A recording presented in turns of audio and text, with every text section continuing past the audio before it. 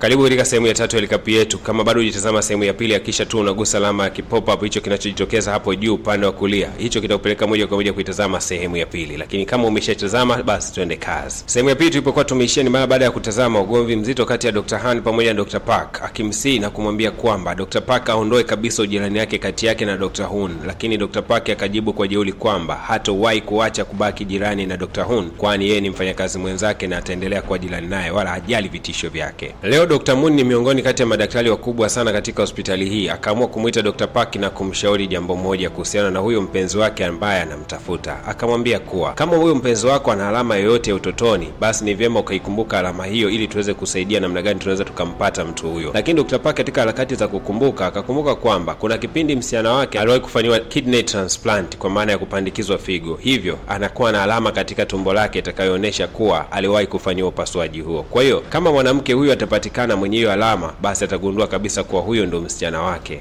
Na kama alikuwa amepandikizwa figo, basi bila shaka taarifa zake zitakuwepo katika hospitali. Moja kwa moja akawa anaingia ndani ya hospitali katika kitengo cha siri cha kutunza kumbukumbu. Jambo hilo likawa ni haramu na hawakuruhusiwa kabisa kufanya hivyo, lakini bado Dr. Park alilazimishwa na kuingia moja kwa moja katika mafaili hayo. Dr. Moon akamsii Dr. Park na kumwambia kuwa asifanye kitendo hicho hata kidogo, kwani inaweza kupelekea kunyang'anywa leseni yake ya udaktari. Lakini bado mwamba akang'ang'ania na kufungua mafaili. Lakini alipokuja kucheki mafaili yale akagundua kuwa kumbe mwanamke wake alipata athari ya figo zote mbili. Sasa ilikuwaje mpaka yuko hai mpaka hii leo? Alishakufa. Dr. Park akiwa amini haya anayoyaona, akawa anajiuliza, hivi ni kweli mpenzi wangu simkumbuki katika namna yote ile? Basi katika kumbukizi zake akakumbuka kuwa kuna kipindi alikuwa akimkumbatia mpenzi wake na anahisi kabisa mapigo yake ya moyo. Akaamini kuwa kwa kufanya hivyo na kumkumbatia mtu yoyote yule ambaye anafanania ama kumuhisi kuwa ni mpenzi wake, basi mapigo ya moyo atahisi yale yale aliyokuwepo kabla. Akaondoka hapo na moja kwa moja mtu wa kwanza kumfanyia majaribio akawa ni huyu msichana anayefahamika kama Sui, ambaye wakati mwingi alikuwa akimfananisha na msichana wake huyu alikuwa amempenda kabla. Lakini baada ya kumkumbatia hakuhisi kitu chochote kile ambacho kilikuwa kinamfananio na yale mapigo yake ya moyo aliyokuwa anayakumbuka before. Dr. Sun alishuhudia kitendo hicho cha Dr. Park kumkumbatia Sui unavuka mipaka sasa kukumbatia watu pasipo ridhaa yao. Lakini mwamba akaeleza kwa kusema kuwa kulikuwa na msichana mmoja tu katika maisha yangu ambaye nilikuwa nikimkumbatia basi na yahisi kabisa mapigo yake ya moyo. Akamwambia kama vipi naweza nikakukumbatia na wewe? Kweli mwamba akawa amemkumbatia. Bibi akajisikia vibaya sana kukumbatiwa kimasiala namna hiyo, akamlamba mwamba kibao kisha akakimbia.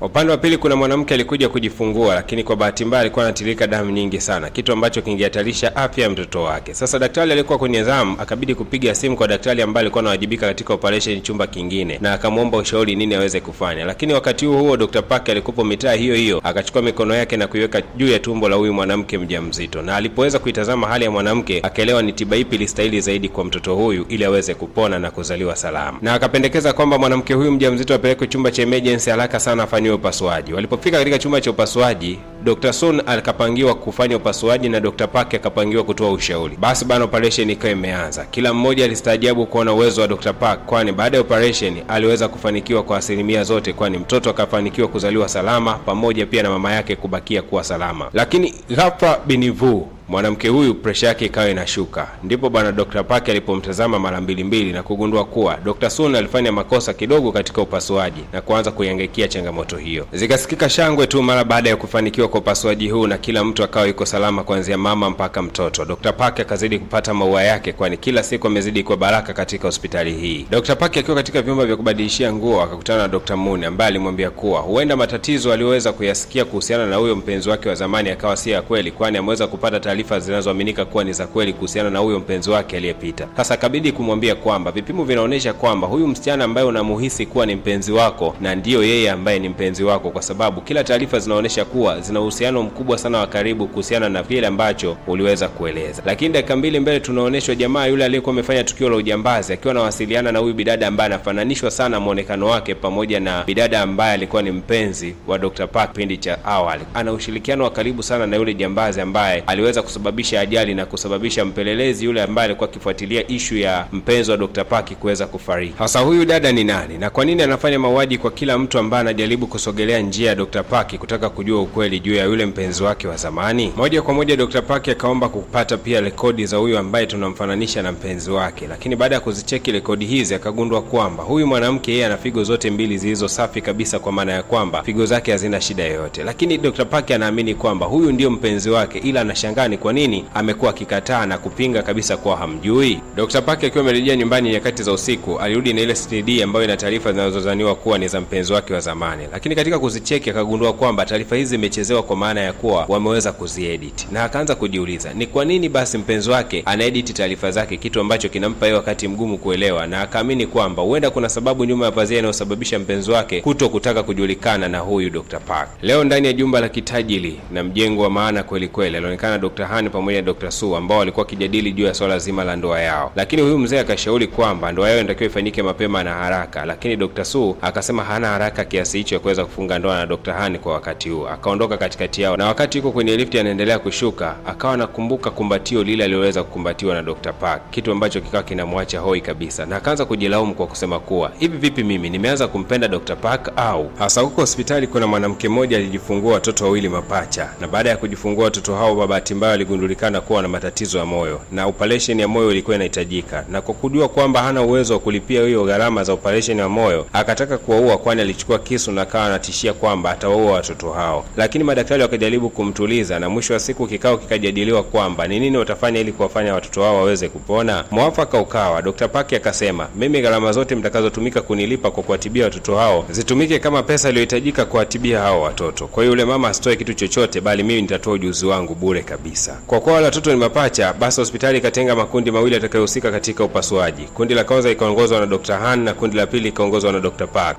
Dr. Han akapangwa kundi moja pamoja na mpenzi wake Dr. Sun.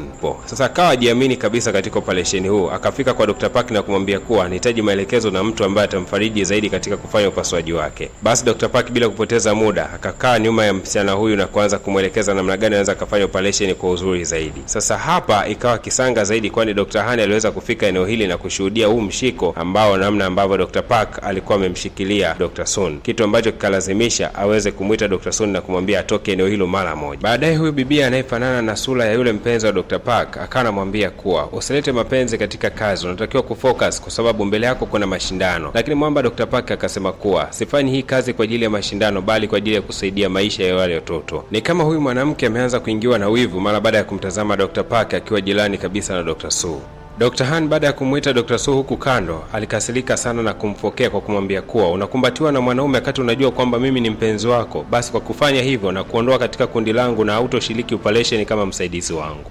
Alilia sana Dr. Su kwani amefanya maandalizi makubwa sana ili kufanikisha operation hii. Eti leo ameondolewa katika kundi kisa tu aliweza kukumbatiana na mwanaume wakati wa mazoezi. Lakini kwa bahati nzuri au mbaya akajitokeza mwamba Dr. Park ambaye akakubali kumsajili katika kundi lake na kumfanya kama msaidizi, na akamwambia kuwa atashiriki katika mshindano huu wa matibabu. Baadaye kidogo tunaonyeshwa ndani ya chumba cha upasuaji. Tayari mashindano ya kuwatibia mapacha haya yakawa yameanza, na kila mtu anatakiwa kushiriki mashindano haya kuhakikisha kwamba atafanya kwa muda mfupi kuliko mtu mwenzake ili aweze kupata alama nyingi katika ushindani huu wa matibabu. Japokuwa kwa upande wa Park alichukulia hii kama tiba na kuzingatia zaidi swala la muda. Dakika chache baadaye akaonekana na Dr. Su akiwa anaingia ndani ya chumba hiki cha upasuaji akiwa amechelewa kidogo, japokuwa alifika na kuanza upasuaji huo moja kwa moja. Sasa wakati anaendelea na upasuaji, zikasikika kelele na shangwe nyingi sana kutokea upande wa pili wa Dr. Han. Kumbe Dr. Han alikuwa ni mtu wa kwanza kumaliza upasuaji huo, na likabakia kundi moja tu la kina Dr. Park.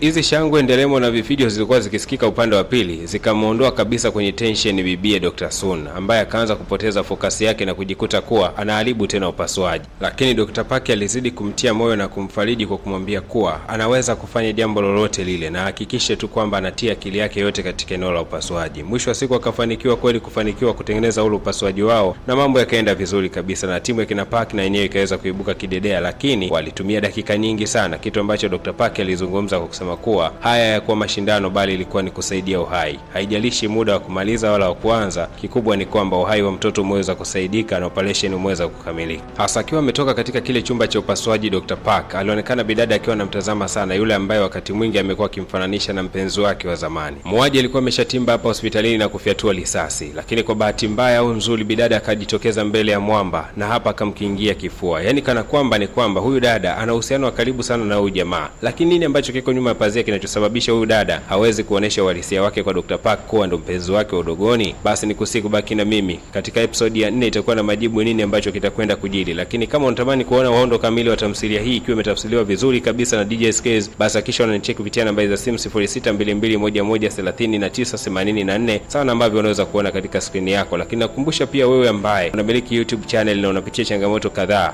ni vyema ukanitafuta kupitia namba ya simu hiyo hiyo ili kuweza kupata utatuzi wa changamoto yako na ukasahau kabisa changamoto zote kutokea YouTube. Asante sana, karibu tena.